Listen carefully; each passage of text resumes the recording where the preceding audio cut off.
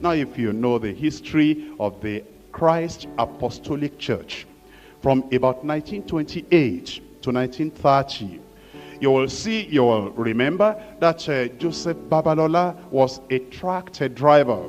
And he was driving this truck, the roller rather, around Elisha, Akure, and all those places in Oyo State now. At that time, it was a western region. But then the Lord spoke to him and told him that he should give his life to the preaching of the gospel. And he didn't know much about the preaching of the gospel at that time. Eventually, he said, okay, oh Lord, I will yield unto you. Now, it's a long story if you know the origin of the Christ Apostolic Church. But if you get to Efalaye today, you will know that the Christ Apostolic Church, has taken root there very much. If you go to our area, you'll see that the Apostolic Church has taken root. Christ Apostolic has taken root much there. In some parts of the western region, you know what happened there? When you go to Efalaye, for example, there was a particular forest that people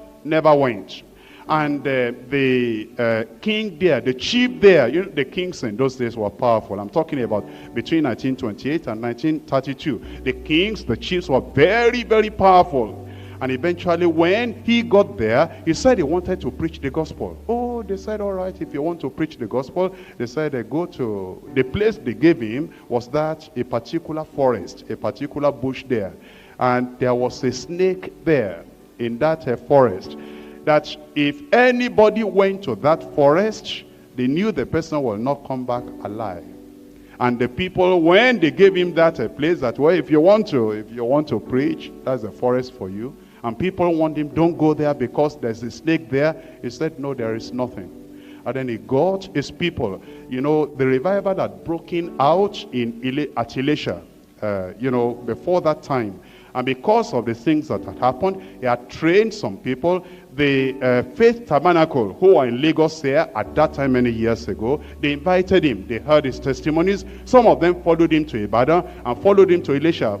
Because of that process, some of the people had been trained and brought up under him. He got these people and they went to the forest and they cleared all that place. When those people came back, the villagers were surprised. Not only that, when Babalola himself went there, after taking authority over all the evil spirit and all the evil powers there, the people didn't know when they began to rush out. And they began to rush out to hear the gospel.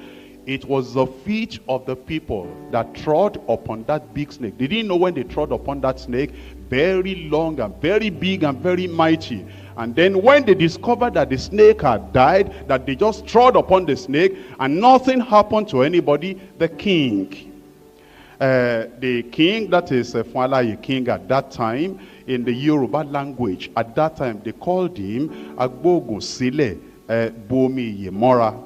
That means, he dropped all his juju, and then he had all his, the CSA with their water in the bottle and everything, that now it depends on the water and not on the medicine anymore. And they gave him a new name. That is, they Christianized him after he had given his life to the Lord, and in the way they understood at that time. And they said everybody at that time, it changed the whole of Efalaye. If you lost anything on the farm, people will pick it up and bring it to the king and said, we found this on the farm. No smoking, no drinking, no idolatry, and all that. Although as present now, that city had gone back into what they were doing before. But at that time, it was a great thing. How did it happen?